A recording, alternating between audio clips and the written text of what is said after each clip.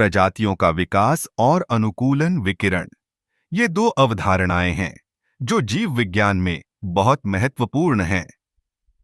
जब हम प्रजातियों के विकास की बात करते हैं, तो हमें समझना होगा कि यह एक लंबी प्रक्रिया है जिसमें समय के साथ जीवों में बदलाव आते हैं। यह बदलाव मुख्यतः पर्यावरण के अनुसार होते हैं। मान लीजिए, एक ही प्रजाति के कुछ जीव एक विशेष स्थान पर रहते हैं, जहां की जलवायु और संसाधन अलग हैं। जैसे जैसे समय बीतता है, ये जीव अपने पर्यावरण के अनुकूल ढलने लगते हैं।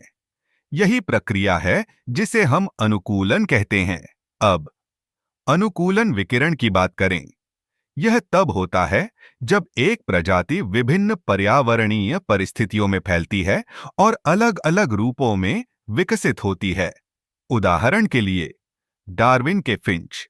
ये फिंच विभिन्न द्वीपों पर रहते थे और हर द्वीप पर उनके चोंच का आकार और प्रकार अलग था। यह इस बात का प्रमाण है कि कैसे एक ही प्रजाति विभिन्न परिस्थितियों में अलग-अलग रूप ले सकती है।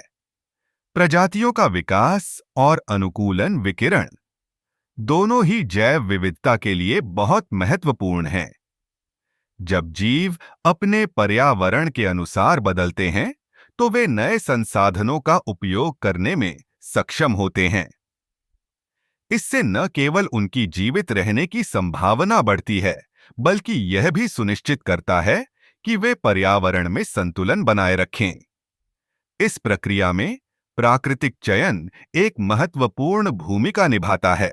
जो जीव अपने पर्यावरण में सबसे अच्छे से अनुकूलित होते हैं, वे जीवित रहते हैं और प्रजनन करते हैं।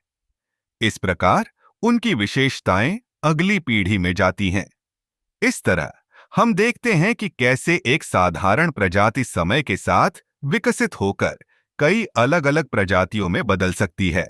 यह न केवल जीवों के लिए, बल्कि पूरे पारिस्थितिकी तंत्र के लिए भी महत्वपूर्ण है।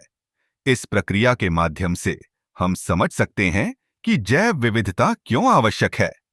यह न केवल जीवों के अस्तित्व के लिए, बल्कि हमारे लिए भी महत्वपूर्ण है। जैव विविधता हमें खाद्य सुरक्षा, औषधियों और अन्य संसाधनों की उपलब्धता सुनिश्चित करती है। इसलिए प्रजातियों का विकास और अनुकूलन विकिरण, ये दोनों ही अवधारणाएं हमें यह समझने में मदद करती हैं कि जीवन कितना विविध और जटिल है। यह हमें यह भी सिखाती है कि हमें अपने पर्यावरण की रक्षा करनी चाहिए, ताकि यह प्रक्रिया जारी रह सके।